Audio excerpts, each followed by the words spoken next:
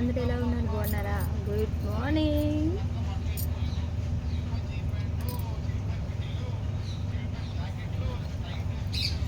మీకు ఒక విషయం చెప్దామని వచ్చాను.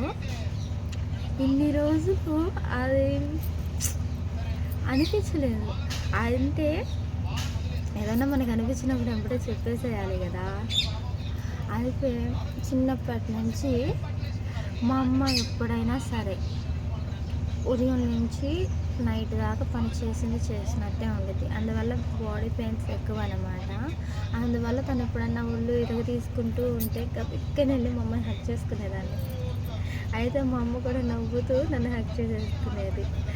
అయితే ఆ హగ్లో అంత హ్యాపీనెస్ ఉంటుందని నాకు అప్పుడు తెలియదు. ఎందుకంటే నేను హగ్ చేసుకుంటే అమ్మ ఎప్పుడు మన మీద ప్రేమ చూపిస్తుంది కదా.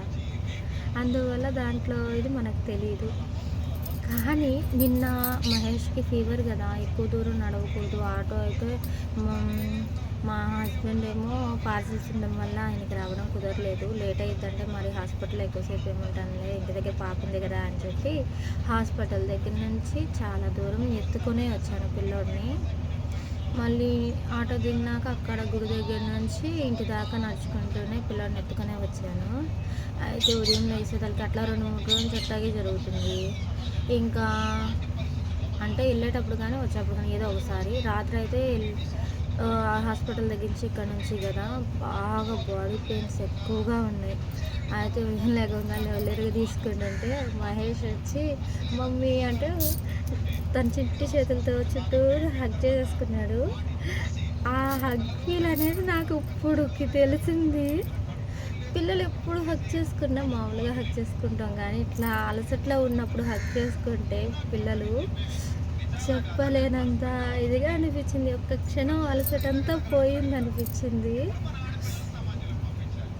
కోపంలో ఉన్నప్పుడైనా సరే మా అమ్మని నేను ఎంత ఇసుకిచ్చేదాన్నో, ఎంత అల్లరి చేసేదాన్నో, కానీ వెళ్ళి ఒక్క ముద్దు పెట్టినా హగ్ ఇచ్చినా ఎంబటే ఇచ్చేసేసేది. ఇప్పుడు మహేష్కి తెలియదు, వాడు ఎంత గోల్ చేసినా కానీ కోపం వచ్చేస్తుంది. కానీ షానుకు మాత్రం ఎంత గోల్ చేసినా కానీ తిట్టాలనిపించదు, కొట్టాలనిపించదు. వెళ్ళే ముద్దాడతావు.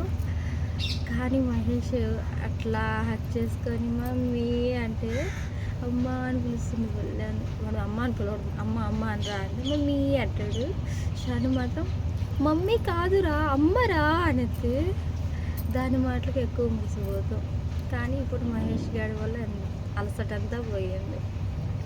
మీకు కూడా ఇట్లా ఎప్పుడన్నా అనిపించిందా? హాస్పిటల్కి వెళ్తున్నాం కదా, ఇంకా ఉదయాన్నే తలస్నానం చేసి ఏం వెళ్తాను అని చెప్పి రాత్రి బాగా ఫుల్ బాడీ పెయిన్స్ ఉన్నాయి. అందువల్ల రాత్రి తలకు పోసుకొని ఫ్లెక్కర్ పెట్టుకొని పడుకుని నిద్ర వచ్చేసింది. బాగా అలసటగా అనిపించి. ప్లీజ్ వీడియో నచ్చితే లైక్ అండ్ సబ్స్క్రైబ్. ఇక్కడ నుంచి కంటిన్యూగా పెడతాం వీడియోస్. Bye bye.